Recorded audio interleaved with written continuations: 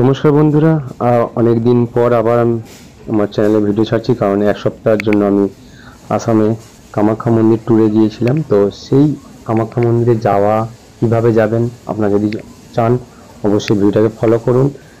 পুরো তথ্য কিন্তু আপনারা পাবেন। আমরা 4টে দিন ঘুরেছি, 4টে দিনের সকল তথ্য আপনাদেরকে এই ভিডিওর মাধ্যমে জানাবো ধাপে ধাপে। আজকের প্রথম দিন আমরা এই হাওড়া স্টেশন থেকে 4:20 দিকে আমরা ট্রেন ছেড়েছি। এখান থেকে আমরা ধরেছি যে গুয়াহাটি এক্সপ্রেস, এবং আমাদের স্টপেজও কিন্তু গুয়াহাটি। আপনারা যখন যাবেন হাওড়া থেকে গুয়াহাটি স্টপেজে নামবেন। এবার এখানে আমরা গুয়াহাটি এক্সপ্রেসে কেন গিয়েছি, কারণ গুয়াহাটি এক্সপ্রেসটা খুবই সুন্দর টাইমে ছাড়ে এবং ঠিক টাইমে পৌঁছায়। ভিডিওটি স্কিপ না করে সম্পূর্ণ দেখুন, আশা করি আপনাদেরকে ভালো লাগবে। এবং গুয়াহাটি যাওয়ার পুরো তথ্য কিন্তু এই ভিডিওর মাধ্যমে আপনারা পেয়ে যাবেন। আমরা ট্রেনে উঠে গেছি, 4:15-20 দিকের ট্রেনটা ছিল এবং ঠিক টাইমে ছেড়েছে। এখন আমি একদম আপার সিটটাই পেয়েছিলাম, তাই আমি আপারে আছি। আমার ফ্যামিলি বা আর আমার বন্ধু বান্ধব সব নিচের দিকে আছে। তো এখান থেকে আমাদের যাত্রা শুরু হলো। এখন সামনে দেখাবো আমরা অনেকগুলো ধাপ। এখন দেখুন যাওয়ার পথে এখন প্রায় বাজে রাত 11টা।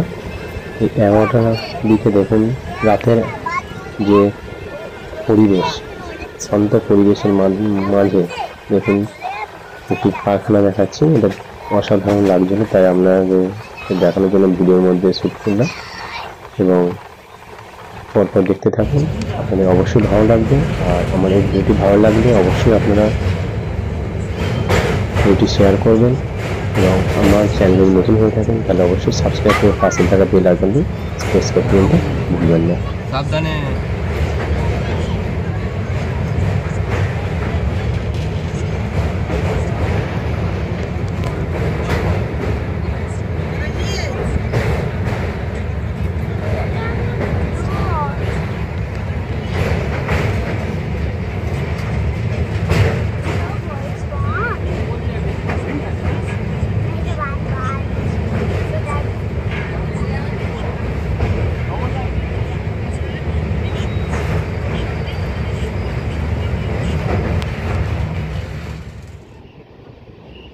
রাত্রি ঘুমানোর পর আমি এখন সকাল প্রায় 8টা বাজে।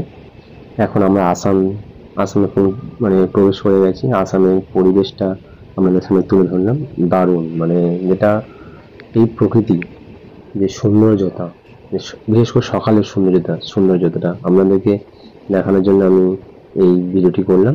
মানে জাস্ট মুখে বলে প্রকাশ করা যাবে না, কারণ দু সাইডের পাহাড় এবং ঘন জঙ্গলের মাঝে একটি ছোট্ট শহরের মতো ঘর বাড়ি।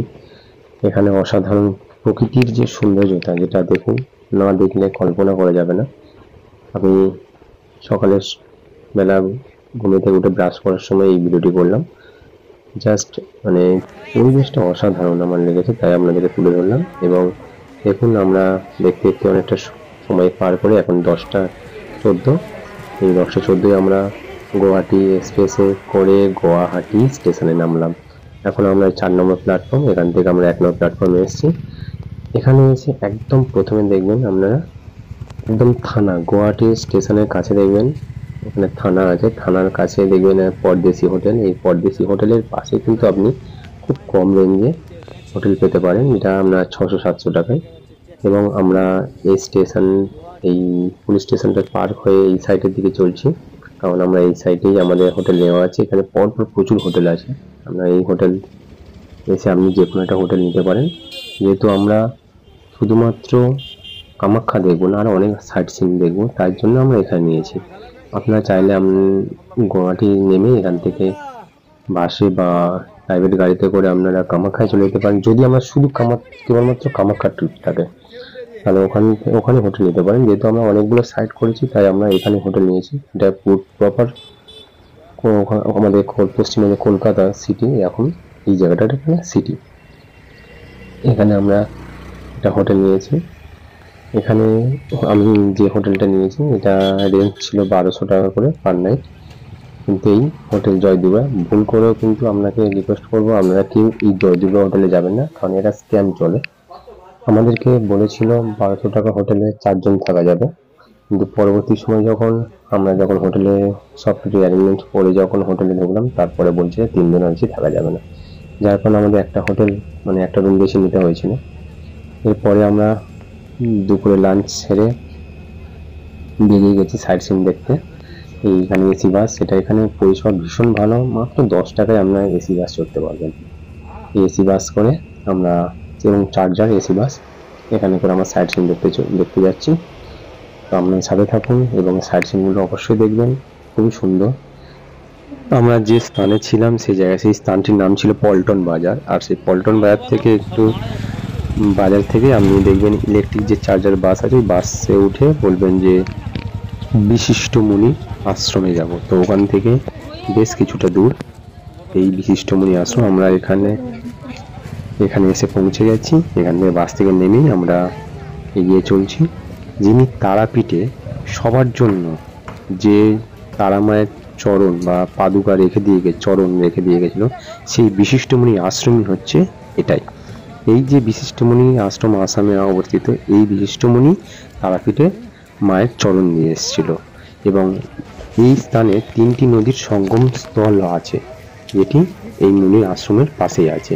এবং এই মুনি আশ্রমের ঝর্ণায় এটা কথিত আছে যে এই ঝর্ণায় যারা স্নান করলে দূর হয় মনের কালিমা।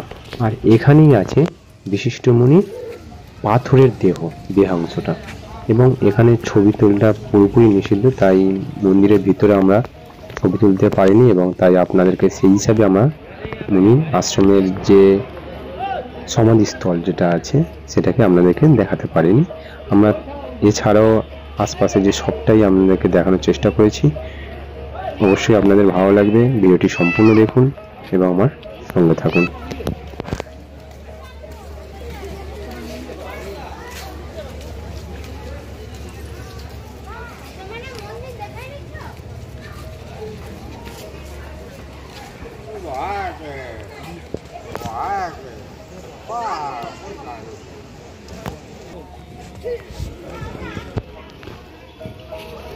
বানর বাচ্চা নিয়ে যাবি না ছাগল বাচ্চা নিয়ে যাবি?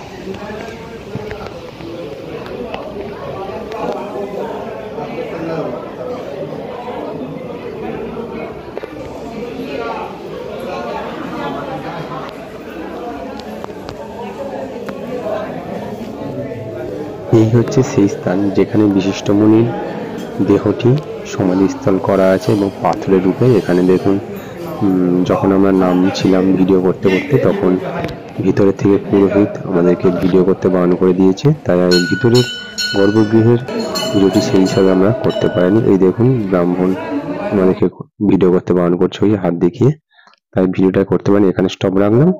এবং এখানে একটি ভালো জায়গাটি আছে যে এখানে আমি সেই পাথরটিকে হাত দিয়ে প্রণাম করতে পারবো।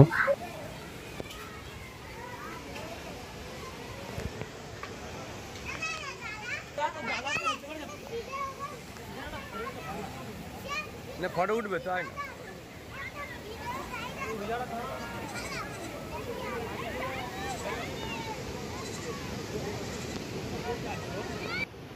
এই সেই স্থান এবং এই সেই ঝর্ণা, যে ঝর্ণায় স্নান করলে এখানে কথিত আছে যে তাদের মনের কালিমা দূর হয়। এবং এখানে যে প্রকৃতি, যে সৌন্দর্যতা, যেটা ভাষায় প্রকাশ করা যাবে না, কারণ এটা এক সাইডে দেখুন ঝর্ণার, এক সাইডে পাহাড়, এবং পাহাড়ের যে প্রকৃতির সৌন্দর্যটা, সেটা আপনারা অবশ্যই গেলে উপভোগ করতে পারবেন।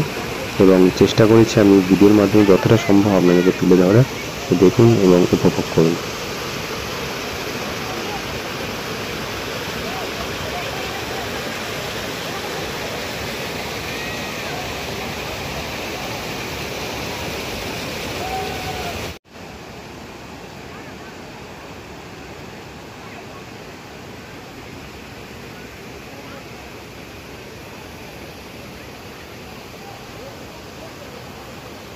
আমরা যেহেতু আসামে এসে পৌঁছেছিলাম যে গুয়াহাটি স্টেশনে, এবং ওখান থেকে পল্টন বাজার আছে, ওখানে এসে পৌঁছেছিলাম। আমরা দেখেছেন দুপুর হয়ে গেছে, তাই দুপুরের খাওয়া দাওয়া সেরে এটাই আমাদের প্রথম দর্শনীয় স্থান ছিল, এবং এটা দেখতে দেখতে প্রায় বিকেল হয়ে গেছে, এবং এটাই আমাদের প্রথম দিনের দর্শনীয় স্থান হিসেবে আমরা এটাই বেছে নিয়েছিলাম। এবং এরপরে আমরা আরেকটি মন্দিরে যাব, এবং এটাই আজকের দিনটার জন্য ট্যুরটা রেখেছিলাম। এবং পরের দিন আমরা কামাখ্যায় যাব, এবং সেটাও ভিডিওগুলো আপনাদেরকে অবশ্যই দেখানোর চেষ্টা করব।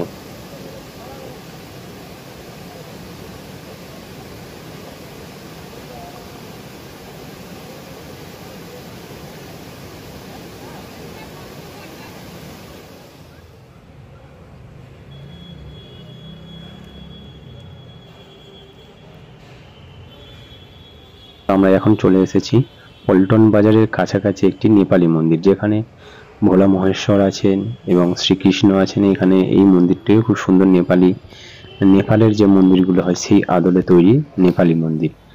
এবং এটি হচ্ছে পুরো পল্টন বাজারের কাছাকাছি আছে, এটা আপনারা হেঁটে ঘুরতে পারবেন। এবং আজকের মতো আজকের ট্রিপটা আমরা এখানেই সমাপ্ত করেছি। এরপরেই কিন্তু আমরা আবার আমাদের যে হোটেলটি আছে সেই হোটেলে আমরা চলে গেছি, এবং আগামীকাল আমরা কামাখ্যা মন্দির দর্শন করতে যাব। সেই ভিডিওটি নেক্সট ভিডিওতে অবশ্যই আপনাদেরকে দেখাবো।